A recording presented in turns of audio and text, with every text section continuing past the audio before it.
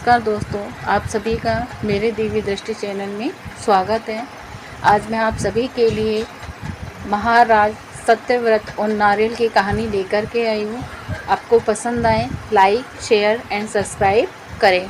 महाराज सत्यव्रत और नारियल की कहानी। नारियल की कहानी एक प्राचीन कहानी है।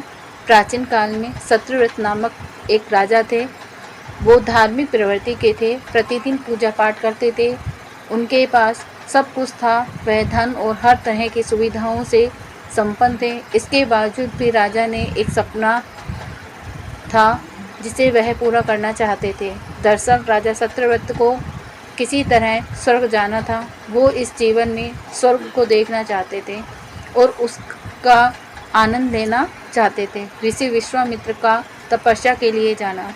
उसी काल में ऋषि विश्वामित्र अपनी तपस्या करने के लिए घर से निकले। समय बीत गया लेकिन वह वापस नहीं आए, इसलिए उनका परिवार प्यास और भूख से तड़प रहा था। यह बात राजा सत्यव्रत को पता चली कि ऋषि विश्वामित्र के परिवार के यहाँ इतनी बड़ी विपदा आ पड़ी है। महाराज ने अविलंब ऋषि विश्वामित्र के यहाँ समुचित वस्तुएं भेजी और जब तक ऋषि विश्वामित्र नहीं आए देखभाल की। सत्यव्रत द्वारा ऋषि विश्वामित्र से वरदान मांगा। ऋषि विश्वामित्र कुछ समय बाद लौटे और अपने परिवार को कुशल देख बहुत खुश हुए। उनका प्रश्न था कि उनकी अनुपस्थिति में उनकी देखभाल किसने की। ऋषि के परिवार ने बताया कि राजा ने उनका ख्याल रखा। यह सुनते ही ऋषि विश्वामित्र राजमहल गए और राजा से मिले। वहां पहुंचते ही सबसे पहले उन्होंने महाराज को धन्यवाद दिया। राजा ने इस पर ऋषि से अपनी इच्छा पूरी करने का आशीर्वाद मांगा।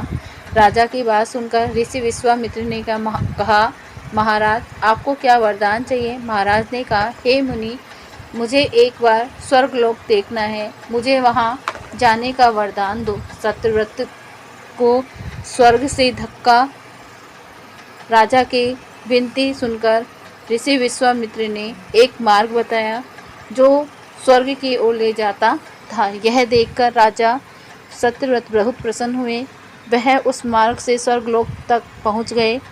बिना बुलाए राजा के वहां पहुंचने पर देवराज इंद्र ने उन्हें नीचे धक्का दिया, जिससे वे सीधे धरती पर गिर पड़े। राजा सत्यव्रत को बहुत बुरा लगा और उन्होंने सारी घटना ऋषि विश्वामित्र को बताई। राजा की बात सुनकर ऋषि विश्वामित्र क्रोधित हो गए। वे तुरंत सभी देवताओं से संपर्क करके इस समस्या का समाधान निकाला।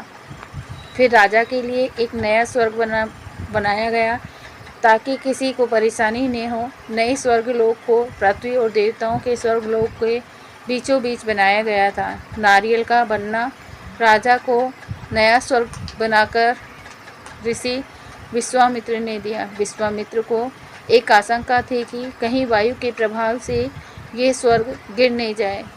अगर ऐसा हुआ तो राजा सत्यव्रत फिर से गिर जाएंगे। ऋषि विश्वामित्र ने बहुत सोच विचार करके एक समाधान सुझाया ताकि नवजात स्वर्ग को सहारा मिल सके। उन्होंने उसके नीचे एक बहुत लंबा खंभा लगाया। ऐसा कहा जाता है कि राजा सत्यव्रत की मृत्यु के बाद उसका सिर एक फल में बदल गया जो नारियल है, और स्वर्ग के नीचे लगा खंभा एक बड़े पेड़ के तने में बदल गया। इस खंभे को तब से नारियल का पेड़ कहा जाता था। नारियल का पेड़ इसीलिए इतना लंबा होता है।